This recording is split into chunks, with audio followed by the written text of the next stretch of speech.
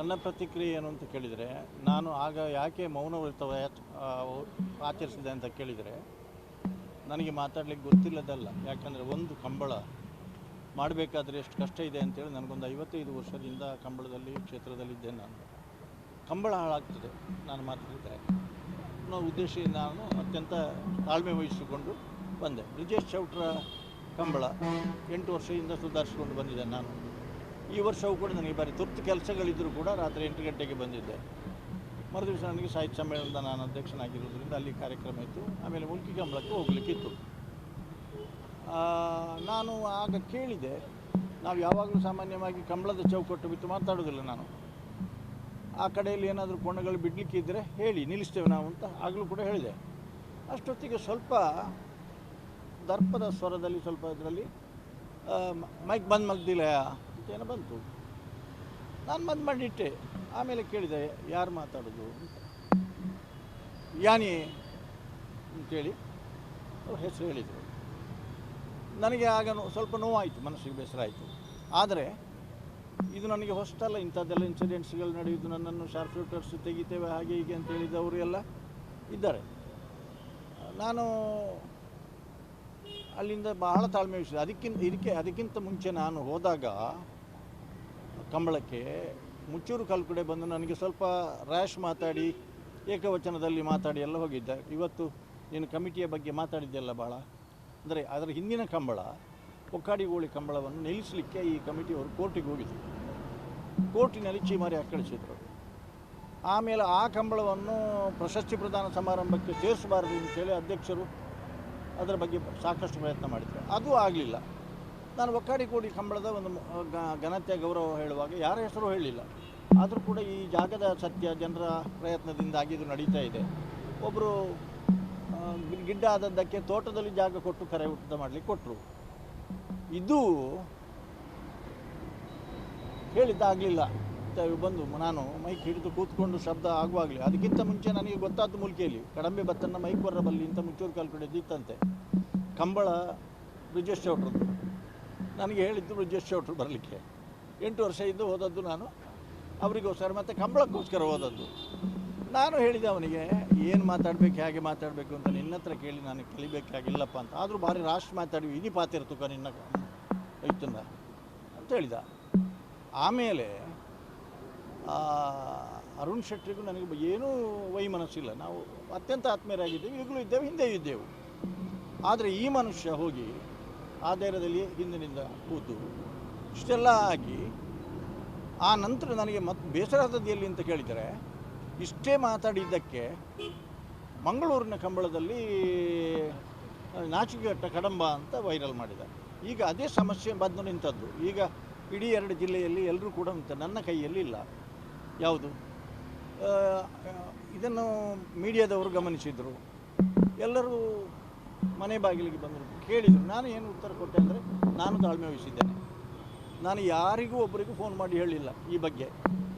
ಆದರೆ ಈ ಮೀಡಿಯಾದಿಂದಾಗಿ ಎಲ್ರಿಗೂ ಗೊತ್ತಾಗಿ ಈಗ ಎಲ್ಲ ಜಿಲ್ಲೆಯಲ್ಲಿ, ಈಗ ನಾವು ಬರುವಾಗಲೂ ಕೂಡ ದುಬೈಯಿಂದ ಜರಿಕ್ ಮಂಗಳೂರಿನವರು ಡಿಸೋಜಾ ಅವರು ಫೋನ್ ಮಾಡಿದರು, ಮತ್ತು ಎಲ್ಲ ಮಾಡಿದರು. ನಾನು ಹೇಳಿದೆ, ನನಗೆ ಕಂಬಳ ಮುಖ್ಯ, ನಾನು ಮಾತಾಡಲಿಕ್ಕೆ ಹೋಗಲಿಲ್ಲ.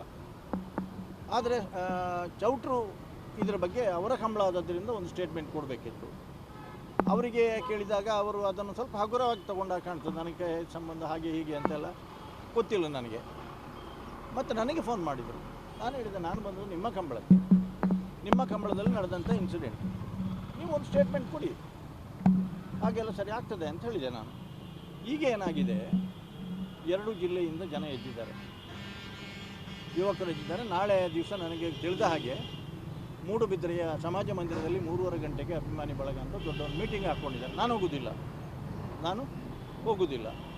ಮತ್ತು ತೇಪೆ ಹಾಕುವಂಥ ಪ್ರಯತ್ನ ಏನಾದರೂ ಮಾಡಿದರೆ ಯಾರು, ನಾನು ಅದಕ್ಕೆ ಬಗ್ಗೋದಿಲ್ಲ.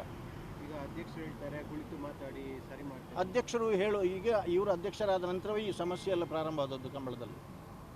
ಮತ್ತು ಯಾಕೆ ನಾನು ಹೇಳ್ತೇನೆ, ಈಗ ಅಂದರೆ ಜಿಲ್ಲಾ ಕಂಬಳ ಸಮಿತಿಯ ಅವಧಿ 2 ವರ್ಷ, ಅದರ ಜನರಲ್ ಬಾಡಿಯೇ ಕರೆಯದೆ ಇವರಷ್ಟಕ್ಕೆ ಖುಷಿ ಬಂದ ಹಾಗೆ ಮಾಡ್ತಾ ಹೋದರೆ, ಇವ್ರಿಗೆ ಬೇಕಾದವ್ರನ್ನ ಸೇರಿಸ್ಕೊಂಡು ಮತ್ತೊಂದು ಇನ್ನೊಂದು ಮಾಡ್ತಾ ಹೋದರೆ ಜನ ಅದನ್ನು ಸಹಿಸುವುದಿಲ್ಲ. ಈಗ ಅಧಿಕಾರ ಅವಧಿ ಮುಗಿದ ನಂತರ ನಾನು ಅಧ್ಯಕ್ಷ ಅಂತ ಇವರಿಗೆ ಹೇಳುವಂಥ ನೈತಿಕತೆ ಇಲ್ಲ ಒಂದು. ಎರಡನೇದಾಗಿ ಇದ್ದರೂ ಕೂಡ ಇಷ್ಟು ಕಾದಲ್ಲ ಹೇಳುವಂಥದ್ದು, ಅವ್ರಿಗೆ ಗೊತ್ತಿತ್ತು. ನನಗೆ ಅದರ ಬಗ್ಗೆಯೂ ಕೂಡ ರಿಯಾಕ್ಷನ್ ಇಲ್ಲ. ಆದರೆ ನಾನು ಈ ಕಾಂಪ್ರಮೈಸ್ಗೆ ಯಾರ ಬಾಗಿಲಿಗೂ ಹೋಗುವುದಿಲ್ಲ. ಕಂಬಳ ಸಮಿತಿ ಒಡೆದ ಮನೆ ಆಗಿರೋದು, ಕಂಬಳ ಪ್ರಿಯರಿ ಕೂಡ ಸ್ವಲ್ಪ ಮಟ್ಟಿಗೆ ಅಲ್ಲ, ಬಹಳ ನೋವಿದೆ, ನಮಗೆ ನೋವಿದೆ. ನಾನು 55 ವರ್ಷದಿಂದ 70ನೇ ಇಸ್ವಿಯಿಂದ ಕಂಬಳ ಸಮಿತಿಯಲ್ಲಿ ಇದ್ದು ಬಂದವ. ನಾನು 89ನೇ ಇಸ್ವಿಯಲ್ಲಿ ಈ ಜಿಲ್ಲಾ ಕಂಬಳ ಸಮಿತಿಯನ್ನು ಧರ್ಮಸ್ಥಳದ ವಸಂತ ಮಹಲ್ನಲ್ಲಿ ಪೂಜ್ಯ ಕಾವಂದರ ಅಧ್ಯಕ್ಷತೆಯಲ್ಲಿ 2-3 ಜಿಲ್ಲೆಯ ಎಲ್ಲ ಕೋಣಗಳ ಯಜಮಾನರು ಮತ್ತು ಕಂಬಳಕ್ಕೆ ಸಂಬಂಧಪಟ್ಟ ಎಲ್ಲವರನ್ನು ಸೇರಿಸಿ ಆವತ್ತು ಚಾರಿತ್ರಿಕವಾದ ಸಮಾವೇಶ ಮಾಡಿ ಜಿಲ್ಲಾ ಕಂಬಳ ಸಮಿತಿ ರಚಿತ ಮಾಡುವಲ್ಲಿ ನನ್ನದೇ ಪ್ರಮುಖ ಪಾತ್ರ. 22 ವರ್ಷಗಳ ಕಾಲ ನಾನು ಅದರದ್ದು ನಿರಂತರವಾಗಿ ಕಾರ್ಯದರ್ಶಿಯಾಗಿ ಕೆಲಸ ಮಾಡಿದ್ದೇನೆ. ನಿಮ್ಮ ಮೇಲೆ ಅಷ್ಟು ಗರ್ಜೆ ಯಾಕೆ ಅಂತ ಅವರಿಗೆ? ಗರಜ್ಜು ಅಂದರೆ ಸರ್, ಒಂದು 3-4 ಜನ, ಬೇರೆ ಯಾರು ಇಲ್ಲ. ನಾನು ಹೇಳ್ತೇನೆ, 3-4 ಜನ, ಹೆಸರು ಹೇಳೋದಿಲ್ಲ, ಆವತ್ತಿನಿಂದ ಇವತ್ತುವರೆಗೂ ನನ್ನ ಕಾಲೆಳೆಯಕ್ಕೆ ಶುರು ಮಾಡಿದ್ದಾರೆ. ಉದಾಹರಣೆಗೆ, ನಾನು ಕ್ರೀಡಾರತ್ನ ಪ್ರಶಸ್ತಿ ಪ್ರದಾನ ಸಮಾರಂಭದ ಸ್ಕ್ರೀನಿಂಗ್ ಕಮಿಟಿ ಮತ್ತು ಸೆಲೆಕ್ಷನ್ ಕಮಿಟಿಯ ಮೆಂಬರ್ ನಾನು, ಸ್ಟೇಟ್ ಲೆವೆಲ್ 3 ಅವಧಿಗೆ ನಾನಿದ್ದೆ. ನಮ್ಮ ಶ್ರೀನಿವಾಸ ಗೌಡ ಅಂತ ಇದ್ದಾರಲ್ಲ, ಅವರು ಅದಕ್ಕೆ ಆಯ್ಕೆ ಆದ ಮೆರಿಟ್ನ ಮೇಲೆ. ಅದಕ್ಕೊಂದು ಗೈಡ್ಲೈನ್ಸ್ ಇದೆ, ಕಳೆದ 3 ವರ್ಷದ ಸಾಧನೆ ಮಾತ್ರ ಪರಿಗಣಿಸಬೇಕು ಅಂತೇಳಿ. ಅದು ಅನೌನ್ಸ್ ಮಾಡುವಾಗ ಸರ್ಕಾರ 2-3 ವರ್ಷದ ಬ್ಯಾಚ್ ಒಟ್ಟಿಗೆ ಮಾಡಿತು. ಆಗ ನನಗೆ ಒಬ್ಬರು ಕರೆದು ಕೇಳಿದರು, ನನ್ನಿಂದ ಭಾಳ ಕಂಬಳಕ್ಕೆ ಉಪಕಾರ ಪಡ್ಕೊಂಡವರು, ಅದು ಆಗೋದಿಲ್ಲ, ಚೇಂಜ್ ಮಾಡಬೇಕು, ಹೀಗೆ ಹಾಗೆ ಅಂತೇಳಿ ಸ್ವಲ್ಪ ರಫಿನಲ್ಲಿ ಮಾತಾಡಿದರು. ನಾನು ಹಾಗೆ ಹೇಳಿದ್ದೆ, ನೀವು ಬಿಡಿ, ಮುಖ್ಯಮಂತ್ರಿಯವರು ಬಂದರೂ ಕೂಡ ಚೇಂಜ್ ಮಾಡಲಿಕ್ಕೆ ಆಗೋದಿಲ್ಲ, ಯಾಕಂದರೆ ಅದು ಇದಾಗಿದೆ, ಫೈನಲೈಸ್ ಆದ ನಂತರ. ಆ ಸಂದರ್ಭದಲ್ಲಿ ನನ್ನ ಮೇಲೆ ಆಗಿನ PR ಶೆಟ್ಟರ ಲೆಟ್ರೇಟ್ ತಗೊಂಡು ಸೀಲ್ನಲ್ಲಿ ಇದ್ದು ಸಿಗ್ನೇಚರ್ ಇದ್ದದಲ್ಲಿ ನನ್ನ ಮೇಲೆ ವೇಣೂರು ಕಂಬಳದಲ್ಲಿ ಪ್ಯಾಂಪ್ಲೆಟ್ ಪ್ರಿಂಟ್ ಮಾಡಿ ಹಂಚಿದರು.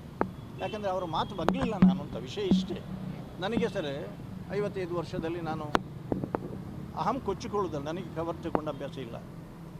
ನನ್ನ ಕೈಯಿಂದ ಖರ್ಚು ಮಾಡಿಕೊಂಡು ಕಂಬಳದ ಏಳಿಗೆಗೋಸ್ಕರ ನಾನು ಬಂದವ. ಹೇಗಾದರೂ ಇವನನ್ನು ಅಲ್ಲಿ ಏನು ಹೇಳಿದರು ಲಾಸ್ಟಿಗೆ ಅಂದರೆ, ನನಗೆ ಭಾಳ ಬೇಸರ ಅಂದರೆ ದುಡ್ಡು ತಗೊಂಡು ಕೊಟ್ಟಿದ್ದಾನೆ ಅಂತ ಮಾತಾಡ್ತೀನಿ.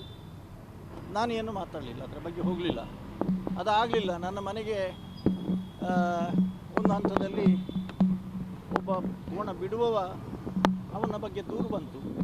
ಅದನ್ನು ವಿಚಾರಿಸಿದೆವು, ಅದಾಗಲಿಲ್ಲ ಅಂತೇಳಿ ಅವನಿಂದ ಮನೆಗೆ ನಾನು ಇಲ್ಲದೇ ಇದ್ದಾಗ ಮೆಸೇಜಿಗೆ ಕಡಂಬ ಕಂಬಳಕ್ಕೆ ಬಂದರೆ ಕೈಕಾರು ಮುರಿತೇವೆ ಅಂತ ಬಂತು. ನಾನು ಬಗ್ಲಿಲ್ಲ.